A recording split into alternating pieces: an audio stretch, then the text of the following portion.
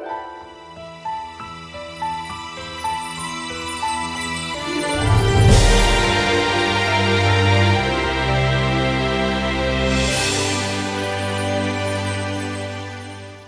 guys, welcome to Lighthouse Wisdom episode 8.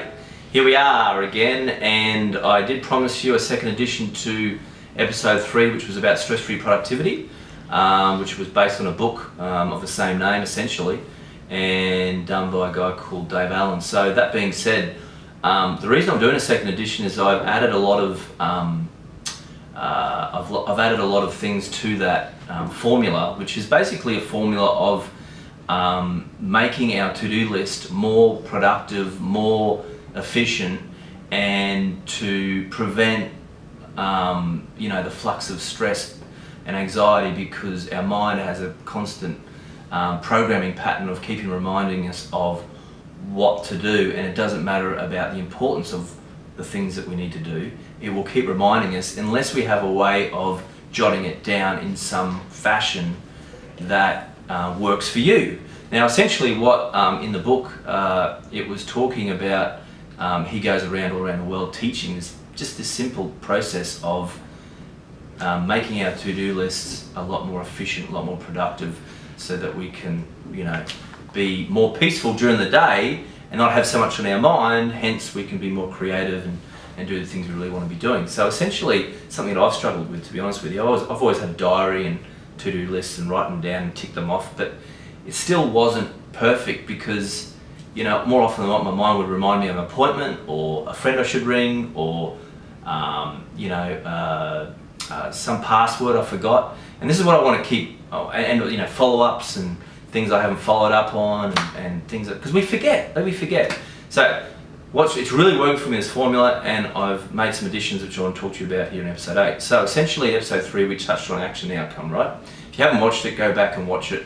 I don't want to go over it again, but let's move forward to what I've actually done as an addition to that formula. So I've added a follow-up section, a action, so from that action, waiting to hear back section. So once you've actioned it, you've emailed it, for example, you haven't heard back straight away, more often than not that's the case, you put it in the actioned or waiting to hear back section, right? So it's off your mind, it's from the action to waiting to hear back. Put it in that formula, you'll come to it later.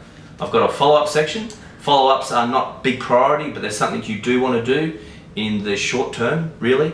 Normally I would have them in my action list, and as I go through the week I think, well, it's not as big importance as I first thought it was. So I'll whack it in the follow-up section and I'll revise it against the next Monday, which I want to talk to you about how to start the week with all this, by the way, as well, which I'll touch on just at the end of this. So there's a follow-up, waiting to hear back.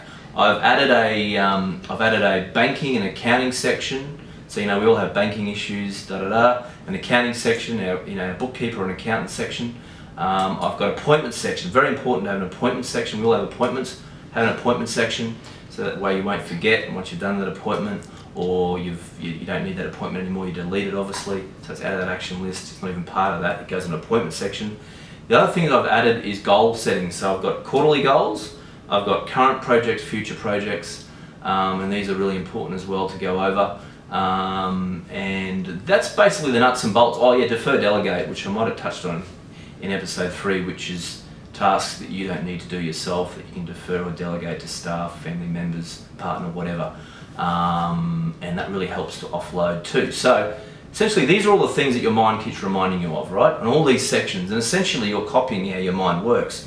And this is what he touched on in the book. So once we've done that, we can structure the to-do list in a much more efficient fashion that's going to make us more productive throughout the day. And the goal is to not to have so much on our mind, because what keeps us so preoccupied is all the things that we have to do, or in all those sections, right? So I mean, if like I'm an entrepreneur, so if I have an idea that's amazing, I don't want to have to think about it. I'll offload it into the quarterly goals or future projects, or it's a current project thing, and that way it's stored. And this is what I'll get back to in what I said to you before about the start of the week. On that Monday, next Monday, what you do is you start up in your waiting to hear back section, and you look at everything there that if someone hasn't got back to you in that section, then you copy and paste it and put back in the action section, right? So you go from action, waiting to hear back. The Monday after, the week following, You look at it and go, look, have they got back to me? No. Okay, copy and paste back in the action section. So then you follow it up again, so your mind's not reminding you, right? Then you look at your follow-up section, anything relative there, put it back in the action section. If it's not as big a priority, leave it in the follow-up section.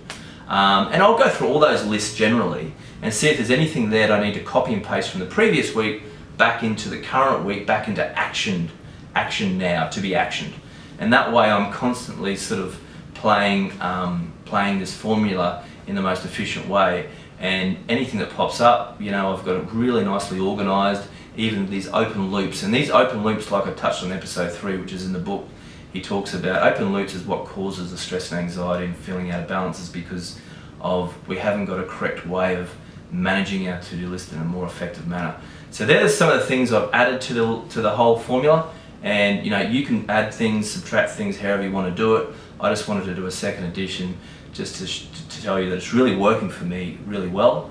And I go to it every morning, I have a look at all the lists, and it's really helping me know that I'm knocking all these things over, and I've got time now to be more creative.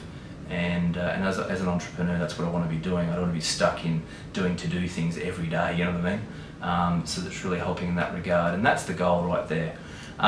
So that's episode 8. Hope you enjoyed it. If you haven't checked episode 3 out, it's the first addition to Stress-Free Productivity, so check that out, and then you can check this one out and it will all make sense. Alright, we'll see you in episode 9. Thank you for coming on board. Bye for now.